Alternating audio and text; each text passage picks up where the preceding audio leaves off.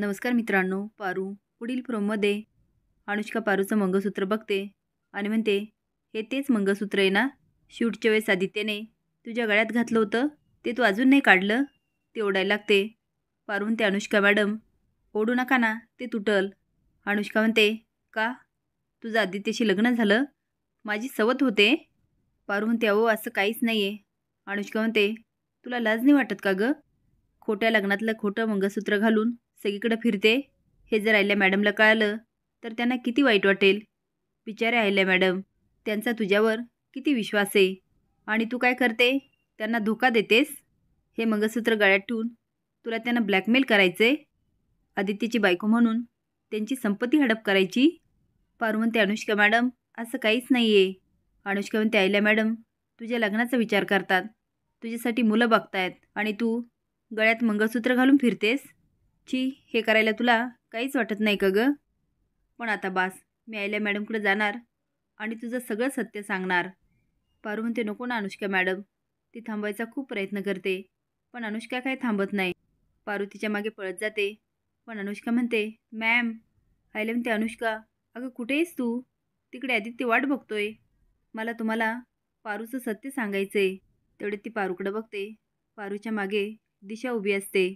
आता अनुष्काला आठवतं दिशाचं बोलणं, मी तुझा काटा काढण्यासाठी एक माणूस हाताला पकडलाय आणि तुझं सत्य मी त्या अहिल्यासमोर आणणार. दामिनी ते, अनुष्का सांग ना सांग ना, काय पारूचं सत्य? मोहन दामिनीकडे बघतो आणि खुणवतो. अनुष्का म्हणते, हेच बघा ना, पारूने मला किती छान तयार केलं. हे ऐकून अहिल्या पण कौतुकाने हसायला लागते. आता एंगेजमेंटसाठी अनुष्का जात असते. तिच्या मागे पारूच्या हातात अंगठ्यांचं तबक असतं. स्टेजवर आदित्य उभा असतो. तो आता वर येण्यासाठी अनुष्काला हात देतो. अनुष्का वर गेल्यानंतर दोघंही जायला लागतात. तेवढ्यात आदित्य मागे बघतो तर पारू खाली असते.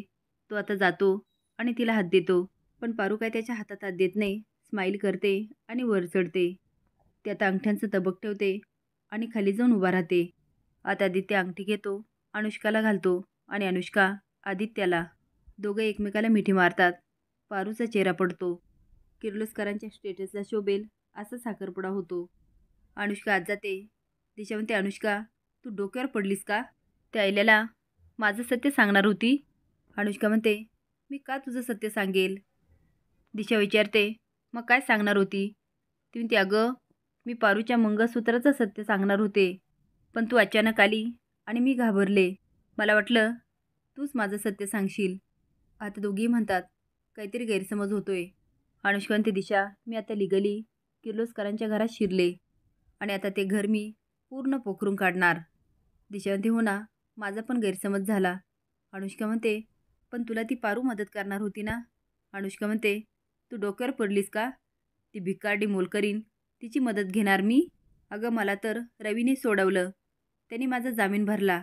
आता तर अनुष्का डोक्यालाच हात लावते आणि म्हणते, दिशा आपल्याला एकत्र यावं लागणार. आणि दोघी एकमेकीला मिठी मारतात. पण इकडे राहून राहून आदित्यचं लक्ष सारखं पारूकडं जात असतं आणि तिच्याबद्दल त्याला वेगळ्याच फिलिंग येत असतात. पण आदित्याला मात्र त्याची जाणीव होत नसते. असे नवीन अपडेट जाण्यासाठी लाईक आणि सबस्क्राईब करा. धन्यवाद.